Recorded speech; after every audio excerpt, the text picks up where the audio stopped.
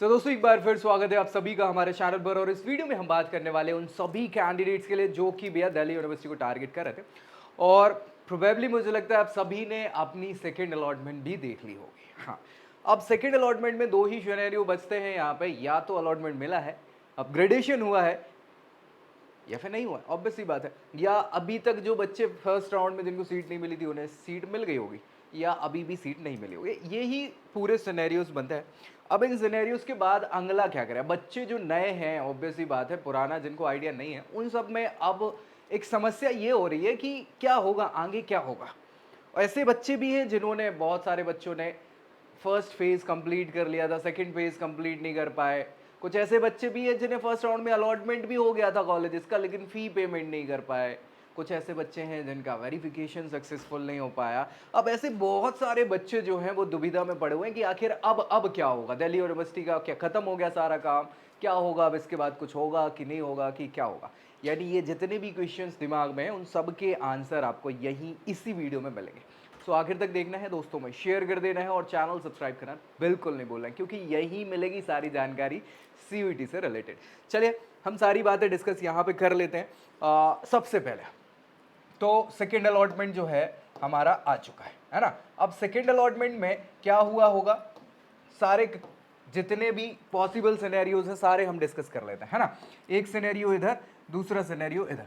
First scenario में क्या हुआ था, उन सभी बच्चों के लिए जिनको फर्स्ट राउंड में या फर्स्ट अलॉटमेंट में नॉट अलॉटेड है ना, जिनको कुछ अलॉट नहीं हुआ था, ठीक है, उनकी अगर बात कर ले तो जब फर्स्ट राउंड में कुछ अलॉट नहीं हुआ था तो फर्स्ट राउंड में तो कुछ नहीं हुआ, हो सकता है कि इस बार उनको अभी सेकेंड राउंड में उनको सेकेंड अलॉटमेंट में अलॉट हो गया हो,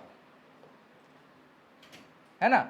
सेकेंड राउंड में अलॉटमेंट हो गया हो, या तो ये एक सिनेरियो इसमें बन जाता है, या फिर ये भी बन जाता है कि अभी भी कुछ नहीं मिला हो, नॉट अलॉटेड, है ना। दो सिनेरियो इनके बन सकते, किनके? जिन्हें फर्स्ट राउंड में कुछ मिला ही नहीं था। तो फर्स्ट राउंड में कुछ नहीं मिला था, सेकंड राउंड में या तो मिल गया होगा या नहीं मिला होगा। जिन्हें मिल गया है, जिनको अलॉटमेंट हुआ है, उनकी प्रोसेस समझा देता हूं कि उनको क्या करना है। उन सभी को एक्सेप्ट कर लेना है जो भी कॉलेज मिला है, कोई भी मिला हो, कोई भी कॉलेज मिला हो, सबसे पहला काम यही है कि आपको एक्सेप्ट करना है। अगर नहीं करोगे तो प्रोसेस से बाहर फिर हो जाओगे, है ना, ये बता रहा हूं। तो आपको एक्सेप्ट करना है। एक्सेप्ट करने के बाद अगला काम जो होगा ना, जो भी कॉलेज आपको मिला होगा ना, उस कॉलेज में आपके डॉक्यूमेंट्स, आपकी प्रोफाइल चली जाएगी, वो वेरीफाई करेंगे। वेरीफाई करने के बाद वो अगर वेरीफाइड हो जाता है या पार्शियली वेरीफाइड हो जाता है, दो ऑप्शन रहेंगे, या तो फुल वेरीफाइड यानी कोई दिक्कत ही नहीं, आगे जाओ, आप फी पेमेंट कर दो और काम खत्म, है ना। दूसरा क्या है, पार्शियली वेरीफाइड। जब पार्शियली वेरीफाइड आएगा तो उसमें कुछ डॉक्यूमेंट्स की एरर समझ में आ रही होगी उनको, अगर वो फीजेबल ऐसी कंडीशन में है कि जिन्हें सुधारा जा सकता है तो एक मौका देंगे, नहीं सुधारा जा सकता तो खत्म काम। दो ही कंडीशन है, ठीक है। अब आपका वेरिफिकेशन हुआ या पार्शियली वेरिफिकेशन हुआ, उसके बाद आप क्या करोगे, पेमेंट कर दोगे कॉलेज का पेमेंट, जितनी भी फीस है ना, वो पेमेंट आपको करनी होगी। उसकी डेट मेरे ख्याल से 1 तारीख तक की रखी हुई है। कितनी रखी हुई है? 1 अगस्त, है ना। 1 अगस्त तक आपको फी पेमेंट करनी है। नहीं करोगे तो बहुत सारे बच्चे जिन्होंने फर्स्ट राउंड में फी पेमेंट नहीं करी ना, उनके जैसी स्थिति आपकी हो जाएगी। तो आपको पेमेंट कर देना है उसकी पूरी फीस। अब फीस आपने पे कर दी, तब जाके आपके दो ऑप्शन ओपन होंगे। फीस पेमेंट करने के बाद दो ऑप्शन ओपन होंगे। एक तो होगा फ्रीज का ऑप्शन। क्या होगा? फ्रीज का ऑप्शन, मतलब आप जो कॉलेज मिला है वही चाहिए, कोई बात नहीं, तो फ्रीज कर लो। अगर नहीं चाहिए वो कॉलेज और लग रहा है कि प्रेफरेंस ऑर्डर में ऊपर के कुछ ऑप्शंस बचे हैं, क्या वो मिल सकते हैं, तो आप क्या कर सकते हो, अपग्रेड कर सकते हो। अब आप कहोगे सर कैसी बातें कर रहा हो, इसमें तो शेड्यूल में यही दिया था कि 31 तारीख के बाद 1 तारीख के बाद कुछ नहीं होगा। कोई नया शेड्यूल तो आया नहीं है ना, इसीलिए नहीं आया। इसीलिए नहीं आया कि कुछ नई प्रोसेस यहाँ इंट्रोड्यूस करी जाएंगी, क्या नया होगा वो सारी चीजें हम यहाँ पे डिस्कस करेंगे। तो ये उन बच्चों के लिए है जिनको मिल गया था, वो सारे बच्चे जिन्हें फर्स्ट राउंड में अलॉट हुआ था, है ना, जो फर्स्ट राउंड में अलॉट जिनको हो गया था, उनके लिए दूसरा ऑप्शन क्या है कि या तो बच्चों ने क्या किया होगा, फ्रीज कर लिया होगा वो पूरी प्रोसेस जो फर्स्ट राउंड में हुई थी।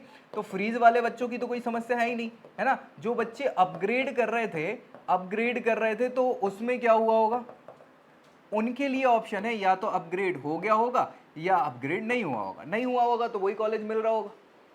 अभी भी क्या कर सकते हो, सेम चीज है, या तो उसको फ्रीज कर लो, क्या क्या कर लो, अपग्रेड कर लो। इन वाले बच्चों जिनको नहीं हुआ, जिनका अपग्रेड हो गया है, जिनका अपग्रेड हो गया है उनको क्या करना है, एक्सेप्ट करना है। एक्सेप्ट करने के बाद फर्दर वही सेम प्रोसेस करनी है। आपने फीस तो पहले पे कर ही दी थी, अब फीस अगर ज़्यादा है उस कॉलेज की तो एडजस्टमेंट होगा, कम है तो कोई दिक्कत है ना। वेरिफिकेशन के लिए फिर से आपकी सारी चीज़ें जाएंगी, सब कुछ वो वैसा ही होगा। फिर आप क्या करोगे, फिर फ्रीज या अपग्रेड कर सकते हो, ठीक है। तो ये सारी प्रोसेस आपकी रहेगी। अच्छा, इसकी डेट मैं बता देता हूँ भैया। देखो 28 को हमारा क्या हुआ, अलॉटमेंट आया।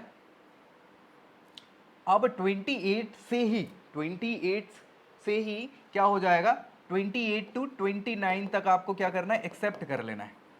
एक्सेप्ट करना है अपना जो कॉलेज अलॉट हुआ है आपको, वो 29 टू 31 तक। 31 तक क्या होगा यहाँ पे, 29 से 31 तक वेरीफाई होगा कॉलेज से।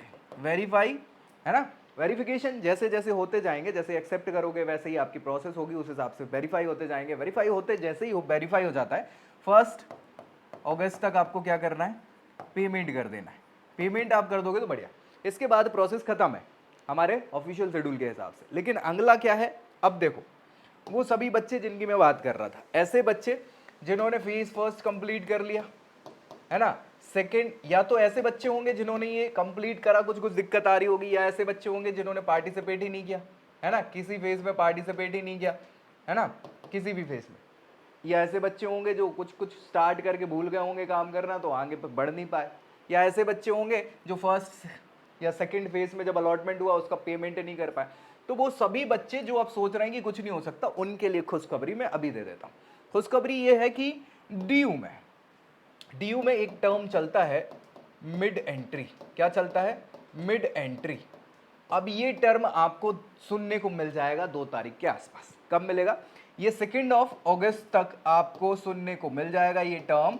क्यों मिल जाएगा, क्योंकि जैसे ही 1 तारीख तक पेमेंट आपके कंप्लीट हो जाएंगे, बहुत सारे बच्चे अभी भी पेमेंट नहीं करेंगे, सो फाइनली एक और वैकेंसी लिस्ट निकलेगी कॉलेजेस की, और वैकेंसी निकलेगी उसके बाद फिर अगली प्रोसेस स्टार्ट होगी। जो बची हुई सीटें हैं उसमें एक बार फिर मौका बच्चों को, सभी बच्चों को जिन्होंने पार्टिसिपेट नहीं कर पाया उनको मिलेगा मिड एंट्री का। इसमें आपकी जो फी होती है ना वो नॉन रिफंडेबल होती है। क्या होती है, नॉन रिफंडेबल, और इसका चार्ज जो है वो 1000 रुपए का होता है। इसमें 2-3 कंडीशन होती हैं। 2-3 कंडीशन ऐसी होती हैं कि जो ECA हो गया, extra curricular activity, sports quota वाले जितने बच्चे हो गए है ना, और भी जो आपके परफॉर्मेंस बेस्ड कोर्सेज होते हैं ना, परफॉर्मेंस बेस्ड, उनमें ये मतलब उन कोर्सेज के लिए ये मिड एंट्री अलाउ नहीं है।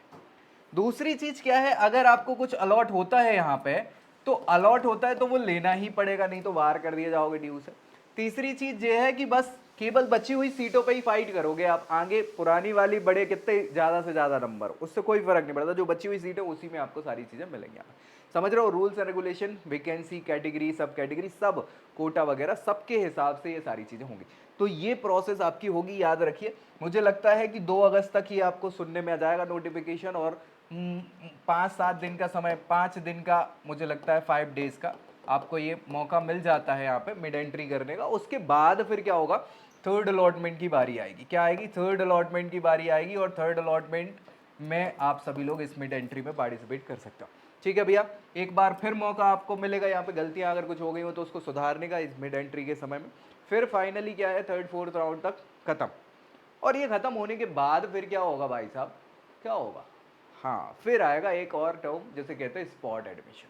तो स्पॉट एडमिशन फिर कभी समझा दूंगा कि क्या होता है। अभी तक मुझे लगता है उसकी ज़रूरत आपको नहीं पड़ेगी, मिड एंट्री तक ही काम आपका हो जाएगा। लेकिन फिर भी कुछ लगता है डाउट डिस्प्यूट तो नीचे कमेंट जरूर करिए, दोस्तों में शेयर करिए, और चैनल सब्सक्राइब करना बिल्कुल नहीं भूलना है। बाकी मिलेंगे नेक्स्ट वीडियो में अगली जानकारी के साथ, तब तक के लिए bye bye. I hope you like this video. For more such videos, keep watching our channel and do not forget to like, share and subscribe.